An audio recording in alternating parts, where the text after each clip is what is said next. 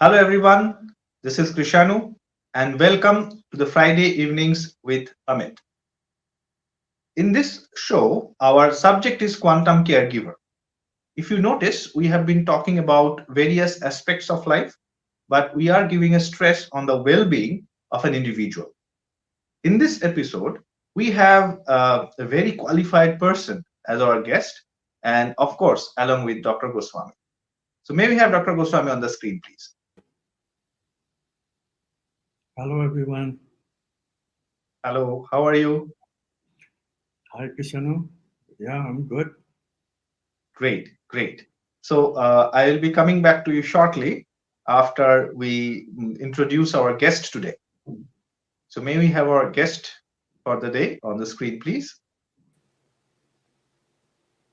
Hi, Krishana. Hi, Sandhya. How are you? I'm good, thank you. Namaste, Dr. Uh, Goswami. Namaste. For everyone's benefit, Sandhya is a medical practitioner, an MD at that in internal medicine with 25 years of experience. And she has studied both India and in US. She is currently working in a US hospital. Sandhya, in his career, has written many papers which have been published and praised in peer-reviewed journals, and she has also chaired many committees. On top of that, she has worked very, very closely in managing the pandemic protocols. And this is one side of her. And it's not that everyone has a Dr. Jekyll and Mr. Hyde kind of two sides. There are two good sides also. And Sandhya is an example of that. Along with her traditional allopathic medical practices, she is also a practitioner of Kriya Yoga, and she is into chanting the Vedic mantras. And she has a very, very deep understanding of how that part of the philosophy works. And she is in a very good position to bridge the gap, if any, or connect these two aspects very, very clearly. So, welcome, Sandhya. Thank you for your time. No, thank you for inviting me on the show. I'm fortunate indeed to be here with Dr. Goswami, and thank you for the kind introduction, Krishana. Well, I will ask you a very quick question. What drew you to Kriya Yoga and those things? You were deeply into medication, allopathic medication. So, I was looking for meaning in my life. I've been practicing allopathic medicine. Healing was my passion. And then I realized by about 10 years, I realized that something was not complete in me. And I was looking for something that would complete me. And now I know, after being with Dr. Goswami in his classes, I know what I was looking for is wholeness. I was trying to complete myself. And as a part of that search, my journey took me through various other religious traditions and finally Kriya Yoga. And that is where I realized who I could be and how that could modify who I am.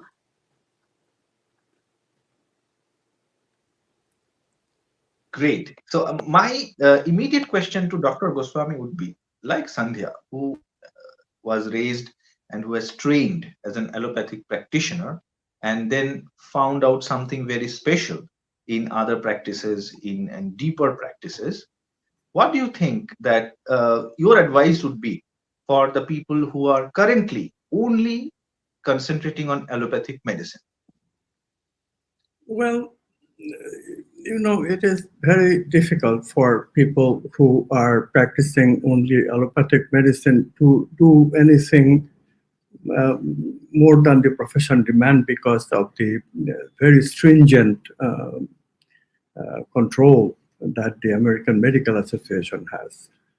Uh, this is, of course, only true of America, less in other countries, especially the countries like India and Brazil. Doctors have much more freedom. Considering that, though, doctors can always bring in compassion and intentions of well-being, and I think most doctors do.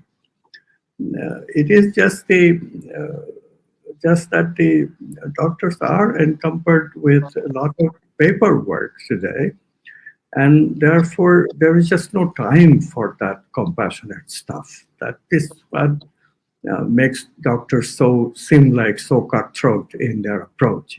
Hello, give me the money kind of approach. But this is not their.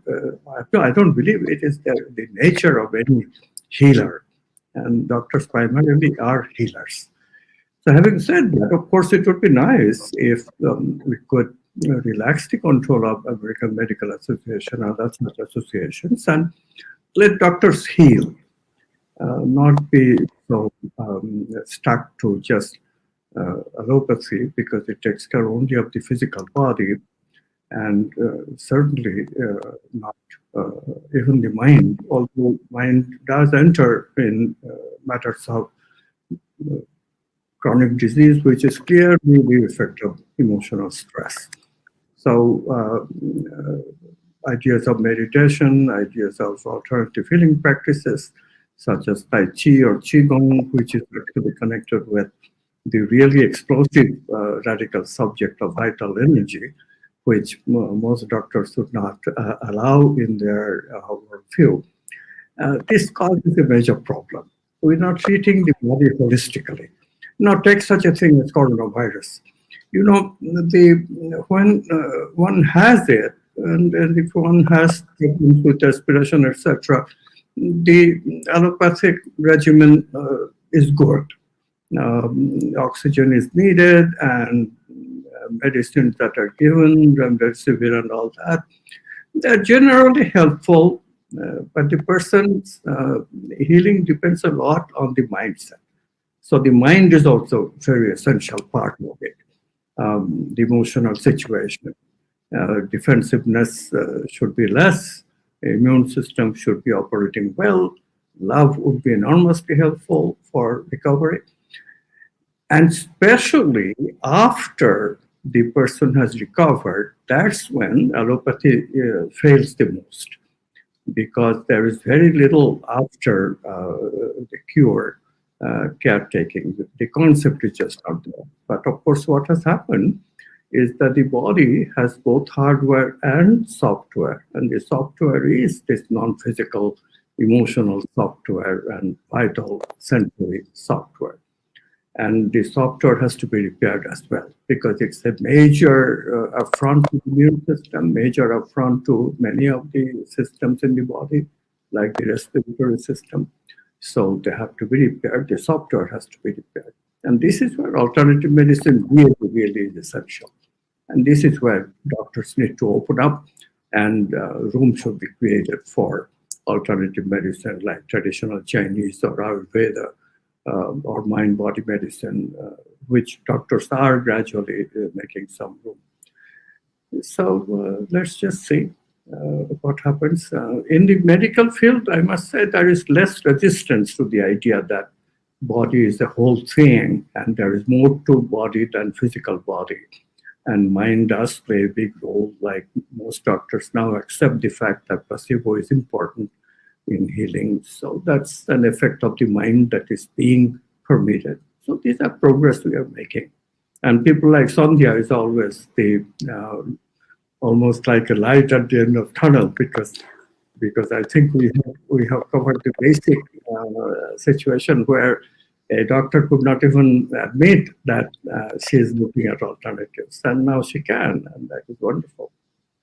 Great. So a quick question to Sandhya, that Dr. Goswami spoke about placebo, and we know a whole lot that doctors now agree that placebo works.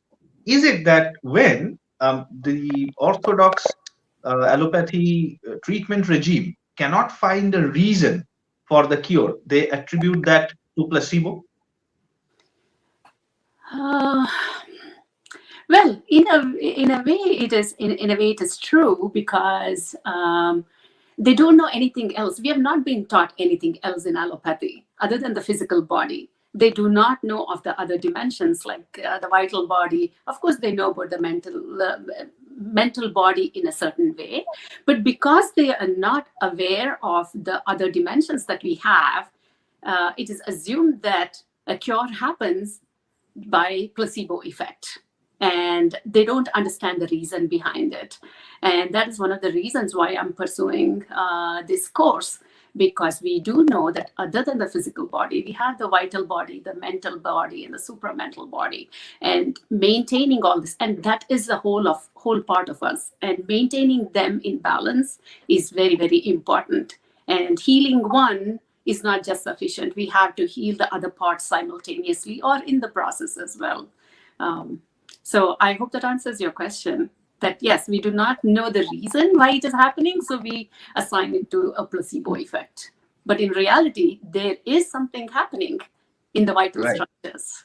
Correct. Absolutely, I agree. But in this case, I think Dr. Goswami would be the best person to shed a few light on this particular subject. So, can I conclude that this placebo, whenever something is termed as placebo, we can call it a form of quantum effect?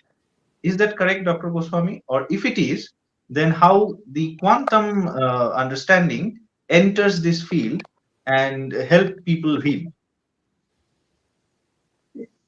Yeah, let's go through the idea of placebo in some detail.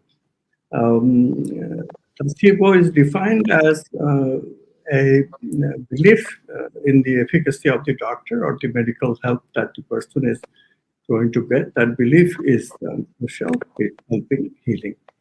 This idea basically is correct, but there is more to it than that.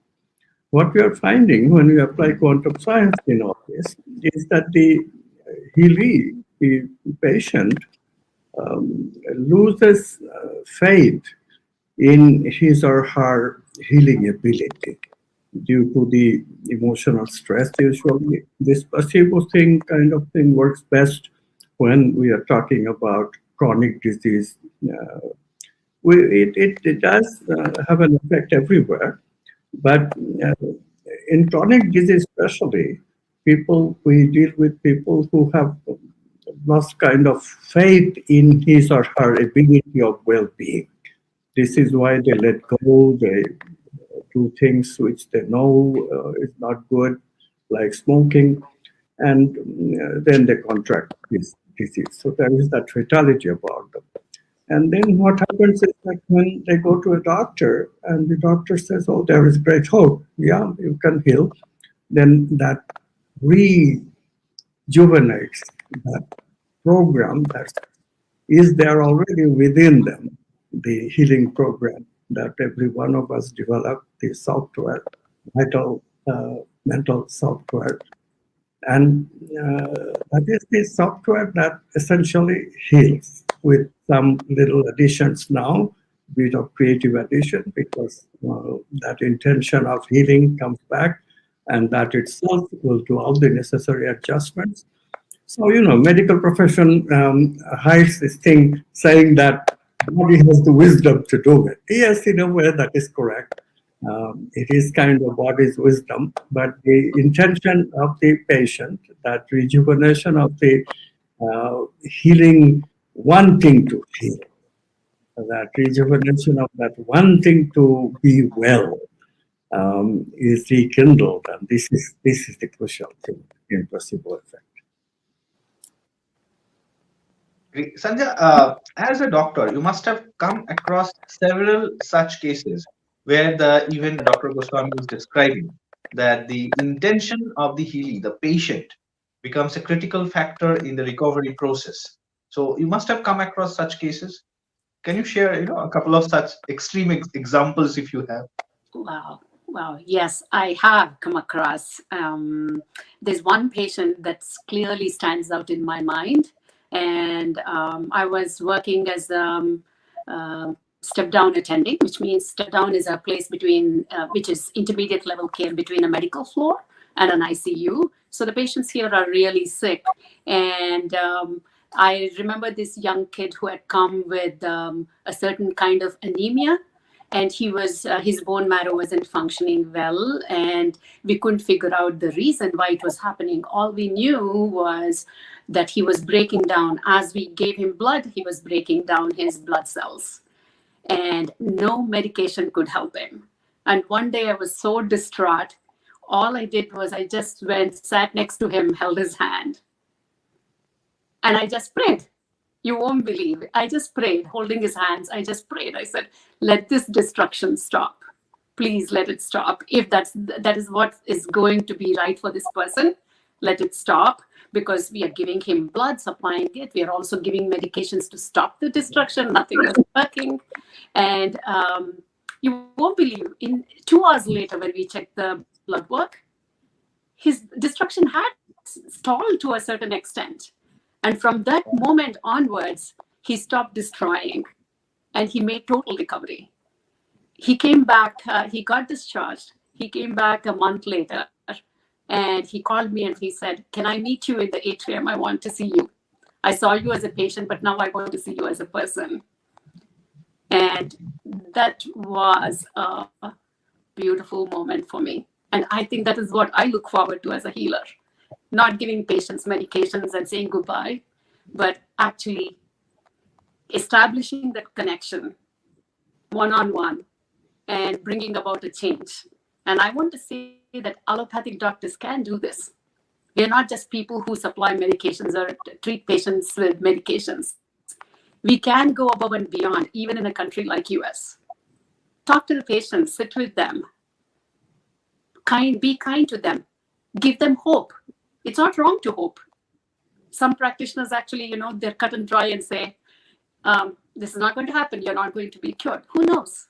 We don't know for certain. We can never say things with 100% guarantee. So I think now I've understood what all that meant. It's like going retrospectively and realizing, oh, that was probably a quantum effect. I was practicing quantum medicine at the time without my own knowledge, probably. Right, and that is what we healers are all about. We go into medicine for that aspect, that connection, that intention, the hope that we give them, and we say we'll go on the journey together. Let's do this together. Wonderful. It's just one of those patients I clearly remember even to this day. This was about 8 years old. So this is the kind of story which is not really a story, a narration of real event by someone who was there present, a protagonist of the event, and they kind of give goosebumps at times. So I was asking this to Dr. Goswami, that there is a relationship required between the healer and the healing, as far as I understand from this conversation. So how do you or how important do you think that relationship is for a healer? If I am a healer, I need to trust the healer, and vice versa. The healer needs to have a liking for the healer. This becomes a critical component of a treatment regime. Is it not, Dr. Goswami? The answer is a little more complex, but it is also simple. It is not really ultimately difficult to understand. The compassion, the connection that Sandhya had in that episode is a typical example of quantum non-locality. This is what empathy is really about. Empathy is a connection that requires correlation. Correlation is a concept in quantum physics, and for quantum objects, material objects, if they come close, they interact, and that's enough for correlation. But human beings, human brains, they are much more complex. Human body has also systems at the heart chakra and also the navel chakra, where we have similar capacities of non-locality as the brain. And those are a bit simpler system. Now, Sandhya, being a Kriya Yoga practitioner and being a woman and being a healer, all three works in favor of her being compassionate and loving person. I know this personally as well, so it might throw it in. So it is very easy for her to get into that compassionate non-locality empathy with a patient. And this is why such things, I'm sure, is not a rare happening in her practice, but it happens quite regularly. This is the beauty of being the quantum style practitioner. One does not hesitate to use quantum principles of non-locality. Can we do even better? Actually, Sandhya herself mentioned that healing is an affair where doctor and patient can collaborate. This collaborative effort is important to recognize only when we recognize that healing is not a mechanical thing. It's not just medicine or cut and burn. It's not that. It's much more than that. And this concept has to come into the allopathic practice. It is very slow to catch on. We have made it into such a mechanical thing. Like, for example, with coronavirus, we are treating it like, okay, you take a vaccine and that will protect you. And, that's it. That is it. Basically, no, it's not that simple. The person has to be fearless. Person's immune system has to have the guarantee that feel better about himself or herself, that yes, coronavirus is not such a big threat on me. And that does not go away just with a vaccine. That is much more than that. So in this way, the whole allopathic practice is problematic because doctors just don't think of these additional factors. If we do, then we realize that if the doctors and patients work together, then their intention and also the feedback they can give about how the healing is going, all those things contribute to healing potentiality of consciousness. Now, this is the thing that has to enter the medical process, the creative process, creativity. Creativity is not only just preparation, doing a lot of stuff. Yes, medicine is important. Yes, vaccines are important. Yes, all those things that we do. But there is also that unconscious processing. This is where creative stuff, the expansion of simple procedures into a complex pattern of possibilities that will have the gestalt that will heal the person. How is that picked? How is that moment picked where I know exactly that the gestalt is here? This is the one that I have to choose. This is where the doctor can give their expertise, and that helps enormously the patient who has to ultimately heal, because healing is a very personal thing. Nobody can do it for you. But that healing choice, that is so much more facilitated if the doctor is working with the patient. So the healing is a quantum leap, this idea. If that enters the medical field, then doctors and patients will work together for healing. And then, of course, the final quantum principle that I'll mention is even more radical to speak of. And of course, right now, the doctors will throw up their hand and say, where is the time? But of course, there is always time. Medical system has to adjust to doctors having more time with their patients. Doctors have to have a relationship with the patient, not just a cutthroat relationship. You come to my office, I give you medicine and you go away. No, it's not like that. There has to be a relationship. Non-locality is the beginning of a relationship. Empathy is the beginning of a relationship. Working together to work on the idea of healing, that takes it a little further. The relationship really goes to an ongoing non-local relationship when the doctor and patient gives up the kind simple hierarchy of their, I'm doctor, you are patient, I tell you what to do and you do. From that, healing is a process where togetherness is very important. You and I are working together. I get feedback from you that helps me decide what is good for you. Or if I don't know, then together we'll find out what is the best for you. In something like coronavirus, imagine how much better the healing would be if doctor and patient work like this. Because in truth, doctors don't know what will heal. There is no medicine that heals coronavirus, the problems created by coronavirus.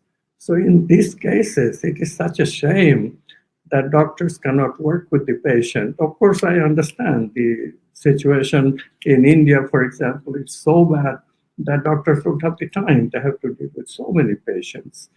Agreed that that is a very, very difficult situation that politicians have created by entering politics into medical situations.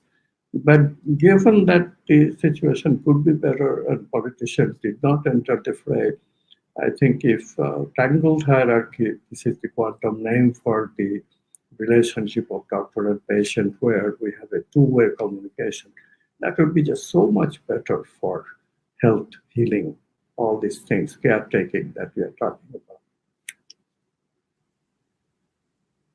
Great, tangled hierarchy. But before we end, I will ask you a very quick question to Sandhya, that you were part of the team which created the protocol for treatment of COVID. So at least when in India, I see how a COVID needs to be treated. It's there on the internet.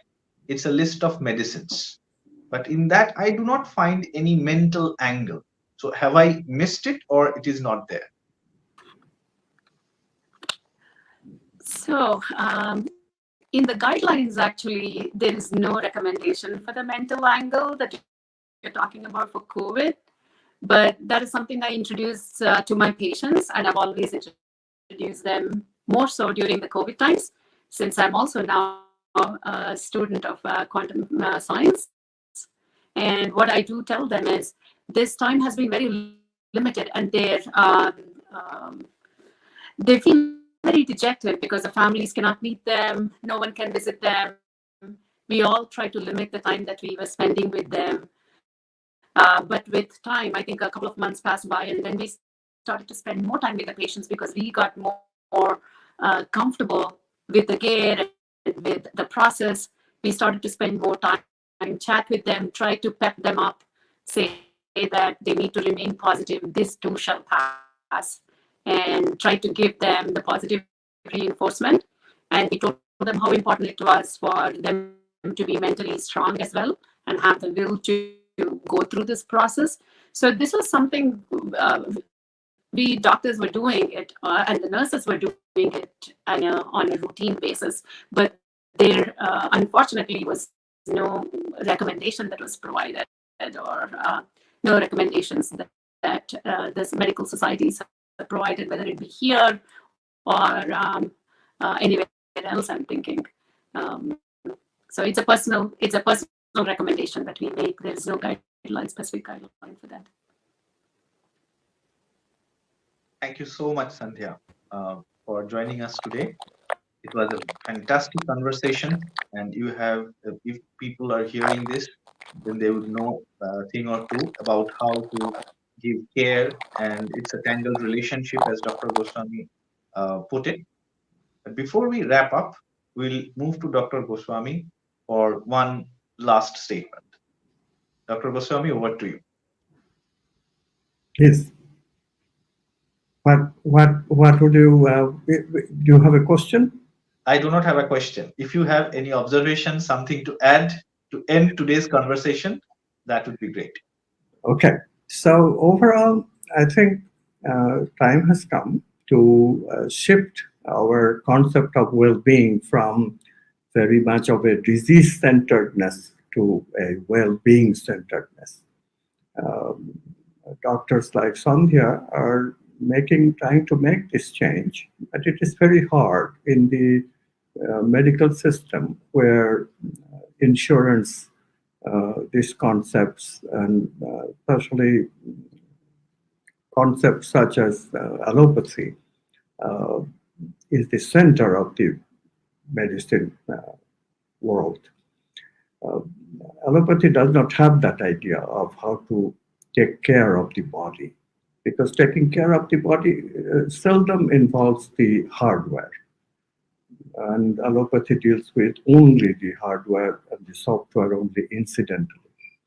What goes wrong with us is the software, and that is because we don't live properly. We don't have proper nutrition. We don't have the proper dealing with stress. We don't meditate. We don't do yoga, stuff which takes care of the vital body and the mental body. And this is the problem. uh, the idea of kriya, this emotional body that you have to take care of it. These ideas have to come into our healing life. If people took care of themselves, the first thing they have to do is to change their mindset from disease, then only doctor, to prevention. Doctors are a part of my life. I go there whenever I'm a little bit puzzled about why I cannot do something, some practice, or why my nutrition is going wrong, because in chronic disease, they don't happen overnight. They happen gradually. So we know that something is wrong with my health for a long time before it shows up as a disease that will really cause a problem the way the organ should work. So if we are a little bit careful about prevention, and if we are careful enough and the medical system, the insurance system permits a visit to the doctor for prevention, that is so urgently needed. And it would be so much cheaper at the end. This is something I would like you to think about. Thank you. Thank you so much. And viewers who are interested to know what these other bodies are, we have been talking about the other bodies. Dr. Goswami has written a book called See the World as Five-Layered Cake. And that's a very interesting book, I can tell you.